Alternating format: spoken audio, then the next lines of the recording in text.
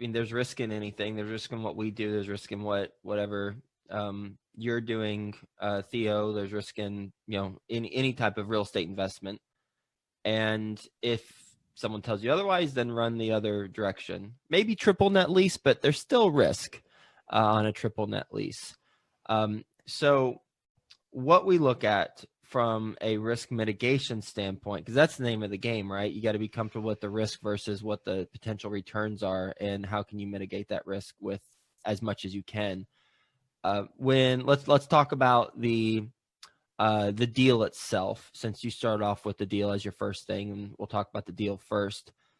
The deal itself needs to align with a business plan that for us is relatively conservative while still having the upside that allows everyone to make a healthy projected profit. And the way we approach that is we buy stabilized properties that are cash flowing from day one, and then we enhance the revenue stream through value add tactics, primarily renovating the interiors.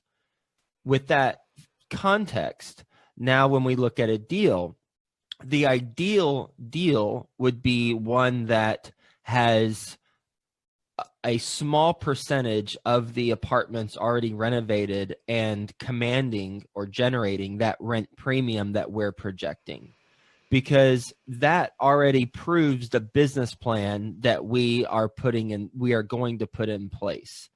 And if you have, think about it from outside of real estate, just think about it from any business.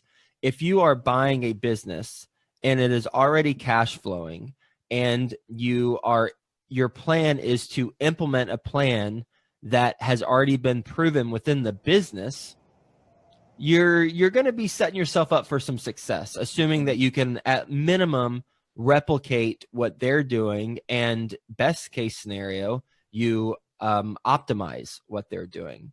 So ideally, we have some small percentage of units that have been renovated already, commanding the rent premiums that we're looking to command. Because the primary way we add value is through interior renovations. There's many other things that we do, from optimizing expenses to getting some efficiencies with our relatively large portfolio of 3,000 units or so, to building carports and things like that, maybe doing a concierge trash pickup service.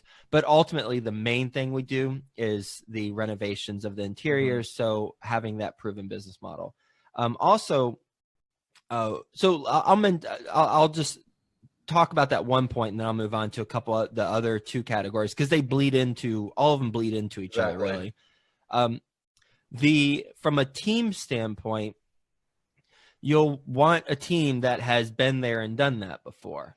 And you'll want to see that the team has case studies that they can share for how they've grown first they've implemented that same business plan, and that they've grown the NOI from X to Y. And you can see the track record for them and that take place. You also want to know who's going to be on the ground, who's your on the ground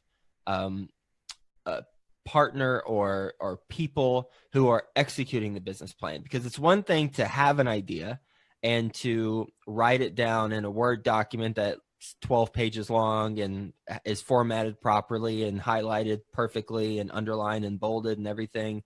But then if you don't have anyone to execute it, then it's not worth the paper it's printed on. So it's about the execution. And as a passive investor, one thing I would always do is I would make sure that I'm qualifying the team that's actually executing the plan and making sure that they have the track record to execute it. And then when you look at that, you can look at case studies again and even talk to references would be my recommendation.